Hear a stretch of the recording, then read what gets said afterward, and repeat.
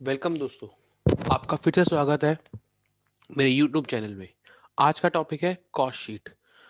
Cost sheet BCom pass, BCom honours CA सीए इंटर में काम आती है। ये कॉस्ट अकाउंटिंग का बेसिक है, बिल्कुल स्टार्ट से। कॉस्ट हम जब भी कॉस्टिंग स्टार्ट करते हैं तो पहला चैप्टर होता है कॉस्ट शीट। तो कॉस्ट शीट का फॉर्मेट क्या है, ये आपकी स्क्रीन पे आ रहा है। कॉस्ट शीट का फॉर्मेट कैसे बनती है? डायरेक्ट मटेरियल कंज्यूम अगर दिया हुआ है तो ठीक है, नहीं तो हम कैसे निकालते हैं? Opening stock plus purchases minus closing stock. उसमें ऐड करते हैं direct pages, direct expenses. Expenses को हम ओवरहेड भी कहते हैं। जब हम तीनों को ऐड करते हैं तो आ जाता है प्राइम कॉस्ट। उसमें ऐड करते हैं फैक्ट्री ओवरहेड्स या वर्क ओवरहेड्स। फैक्ट्री ओवरहेड्स को वर्क ओवरहेड भी कहते हैं। अब इनमें क्या क्या आता है?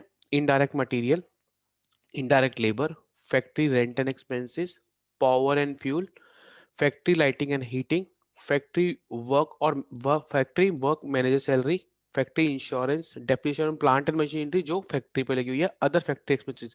इन शॉर्ट जितने भी फैक्ट्री में एक्सपेंसेस होते हैं प्रोडक्शन करने के लिए, वो सारे फैक्ट्री ओवरहेड्स में आते हैं। जब हम इन सबको ऐड करते हैं तो आता है क्रॉस वर्क कॉस्ट या फैक्ट्री कॉस्ट। उसमें हम ऐड कर देते हैं ऐसा स्टॉक जो वर्क इन प्रोग्रेस में है, ओपनिंग में था, लेस जो closing work stock work in progress में है। उसके बाद आता है नेट फैक्ट्री कॉस्ट या वर्क कॉस्ट। उसमें हम क्या ऐड करते हैं? Office and administration overheads. मतलब जितने भी ऑफिस और एडमिनिस्ट्रेटिव एक्सपेंसेस होंगे वो यहाँ ऐड होंगे, like office rent and taxes, office lighting and heating, office stationery, depreciation और office furniture, office salary, telephone expenses, bank charges, audit fees, office insurance, legal expenses और अदर कोई भी office expenses इसमें add हो जाएंगे। तो वो आपको दे देता है कॉस्ट ऑफ प्रोडक्शन। अब कॉस्ट ऑफ प्रोडक्शन किसकी होती है? जितने गुड्स आपने इस पीरियड पे प्रोड्यूस करे उसकी कॉस्ट ऑफ प्रोडक्शन आती है। उसमें ऐड कर देते हैं opening stock of finish goods और लेस कर देते हैं closing stock of finish goods. 99% में आपको closing stock of finish goods का अमाउंट नहीं दिया होता, तो हम कैसे निकालते हैं? जितनी आपकी कॉस्ट ऑफ प्रोडक्शन आई थी ऊपर, उसको क्लोजिंग स्टॉक यूनिट से मल्टीप्लाई कर देते हैं और डिवाइड कर देते हैं नंबर ऑफ यूनिट प्रोड्यूस, जितनी आपने इस महीने या इस ईयर जो प्रोड्यूस करी वो उससे डिवाइड कर देते हैं। That gives you closing stock of finish goods. उस जब हम ओपनिंग स्टॉक ऐड करते हैं, क्लोज स्टॉक लेस करते हैं, वो आपको देता है cost of production of goods sold. जितने आपने गुड्स सोल्ड करे, ऊपर थी cost of production of produce unit, ये है cost of production of goods sold, जितने आपने सोल्ड करे उनकी कॉस्ट। उसमें ऐड कर देते हैं सेलिंग एंड डिस्ट्रीब्यूशन एक्सपेंसेस।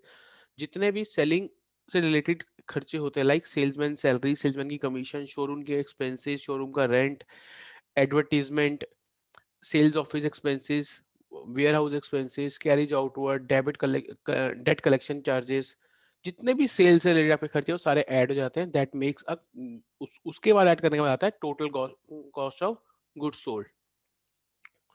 और सेल्स की वैल्यू आपको दी होती है। जब आप total cost of goods sold और सेल्स का डिफरेंस निकालते हो, वो आपका प्रॉफिट आ जाता है। ठीक है, ये थी कॉस्ट शीट का फॉर्मेट। आप इस बेस पे कॉस्ट शीट के जितने भी क्वेश्चन आपके बुक्स पे आप उसको सॉल्व कर सकते हैं। बिल्कुल इसी फॉर्मेट में चलना है, फॉर्मेट को चेंज नहीं करना है। जो फॉर्मेट मैंने यहाँ बताया है उसी फॉर्मेट में चल के आप अपनी कॉस्ट शीट के सारे क्वेश्चन सॉल्व कर सकते हैं। अगर आपको कोई प्रॉब्लम आती है आप मुझे कमेंट्स में लिखिए, मैं आपकी सोल्यूशन बता दूंगा।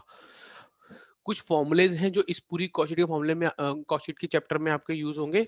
रॉ मटेरियल कंज्यूम, जबकि ये पहले बता चुका हूँ फर्स्ट लाइन पे, opening stock of raw material plus purchase during the year minus closing stock of raw materials. फिर एक कंसेप्ट आया था कि जो आपका कॉस्ट ऑफ प्रोडक्शन होता है वो प्रोडक्शन यूनिट्स में निकलता है। अब प्रोडक्शन यूनिट्स कैसे निकल क्या होती है? Closing stock of finish good plus sales during the year units में minus opening stock of the finish goods, ये आपको प्रोडक्शन यूनिट्स दे देंगी।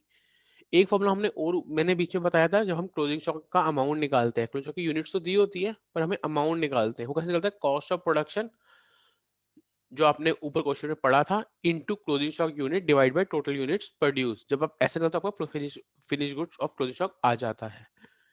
ठीक है दोस्तों, तो ये था कॉस्ट शीट का समरी। इस फॉर्मेट को यूज करके आप सारे क्वेश्चन कॉस्ट शीट के, चाहे वो बीकॉम ऑनर्स के हो, चाहे वो बीकॉम पास के हो, चाहे वो सीए इंटर के हो, वो सारे कॉस्ट शीट क्वेश्चन इससे कर सकते हैं। ठीक है, थैंक यू दोस्तों for watching my video, keep sharing, subscribing this, and watch my all videos. Wait for the new video, will be sharing soon. Thank you, thanks a lot.